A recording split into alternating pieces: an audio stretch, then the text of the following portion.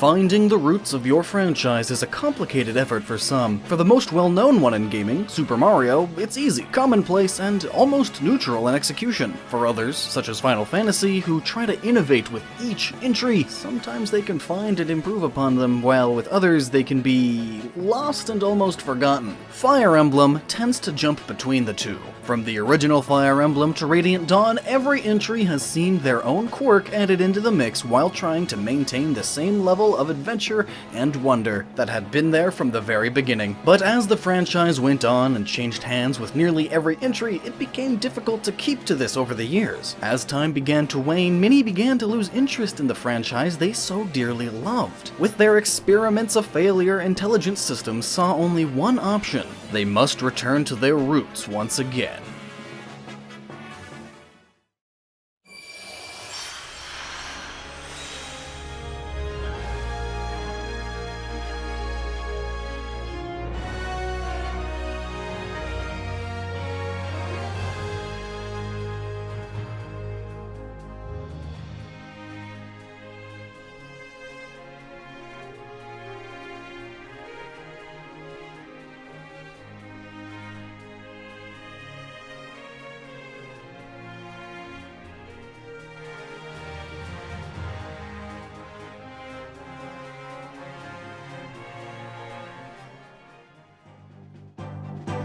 With their efforts on consoles deemed a failure in the eyes of Nintendo, Intelligent Systems had to prove themselves once again. If the Fire Emblem series kept failing financially time and time again, it was possible the plug would be pulled for good. So, since the Game Boy Advance titles had sold so well, the team thought it would be best to return to handhelds and turn their heads to the brand new Nintendo DS. Before anyone could answer that, however, Fire Emblem once again made its triumphant return in the Super Smash Bros. Series with Super Smash Bros. Brawl. Marth came back as the series' titular character, of course, but Roy was nowhere to be seen. Instead, the more recent Ike was added and given his very own moveset that made him less of a simple clone to Marth. Even though the rest of the world's love of Fire Emblem was waning, director of the Super Smash Bros. Series, Masahiro Sakurai, still had great admiration for the franchise after all these years. Fire Emblem was now a mainstay of the series, but it was still unknown if this would at all help the franchise's diminishing returns. But what direction should they take the series in? Should they try to innovate and change their very nature like they thought to do with the elusive Wii title? Or was a reboot in order? In actuality, it turned out to be a return to what made the series what it is today. Franchise producer Tohru Narihiro thought it would be best that they should remake the original Fire Emblem from the ground up and introduce a new audience to this old tale. His team sought to draw from the NES version as much as possible.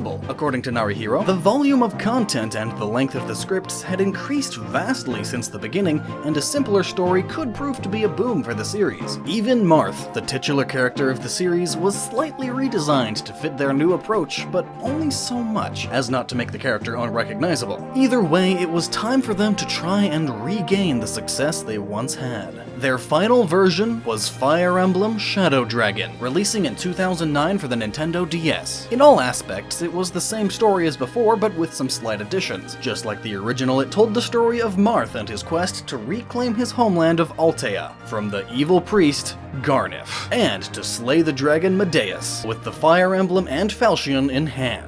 But, unlike the old Mystery of the Emblem from the Super Famicom era, Shadow Dragon had every single chapter and character from the original along for the ride. And to further flesh out the plot, Marth was given a 4-chapter prologue to put his adventure into perspective. Gaiden chapters returned as well, adding never-before-seen side content to the adventure. But because of the Nintendo DS's dual-screen capabilities, Intelligent Systems was also able to finally implement another one of Shozo Kaga's ideas for the first game. This came with the introduction of custom artwork for each cutscene, giving them more emotion than the standard conversations could hope to achieve. However, there were still more changes to the original to be had. A new graphical style was present, fusing 2D and 3D into one intriguing mesh. The weapon triangle system that had become a staple of the franchise was of course put into play, changing the course of how many older battles were won. A new class swap feature was created as well, which allowed characters to change classes from, say, a knight to a mercenary, with several special classes such as lords and thieves exempted. Nearly all of the innovations from the title succeeding the original Fire Emblem made it into this entry,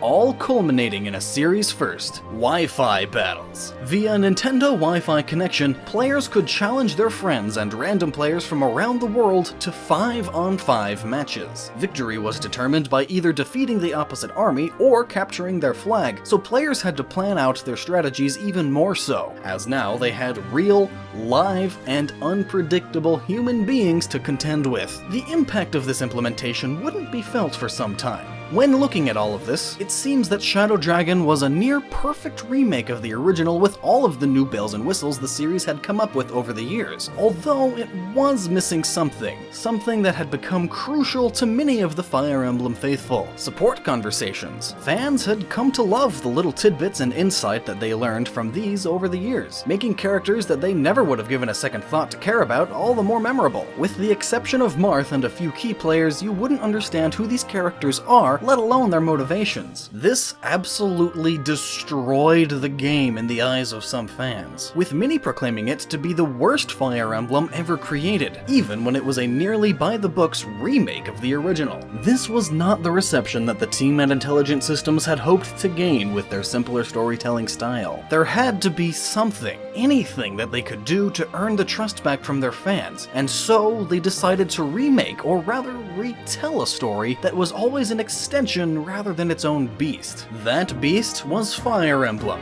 New Mystery of the Emblem, Heroes of Light and Shadow, a remake of Book 2 of the Fire Emblem Mystery of the Emblem. Releasing in 2010 in Japan alone, the first title to do so in years, New Mystery of the Emblem attempted to flesh out the forgotten sequel of the original while also adding in sought-after features, such as support conversations that were missing from Shadow Dragon. This brand new yet familiar tale follows Marth, 1 year after the War of Shadows in the current War of Heroes against a newly resurrected Medeus. However, he is not alone in this effort. While of course there is his own army of heroes, both new and old, a new secondary protagonist who had been lost to the annals of history takes center stage: you, referred only as the Hero of Shadow. This new character, or My Unit as the game lovingly titles it, is a fully customizable avatar for the player to inhabit, with the ability to choose to be male or female. You even had your own prologue and guidance chapters dedicated to your own story and mission, with previously unobtainable units from titles such as BS Fire Emblem becoming available.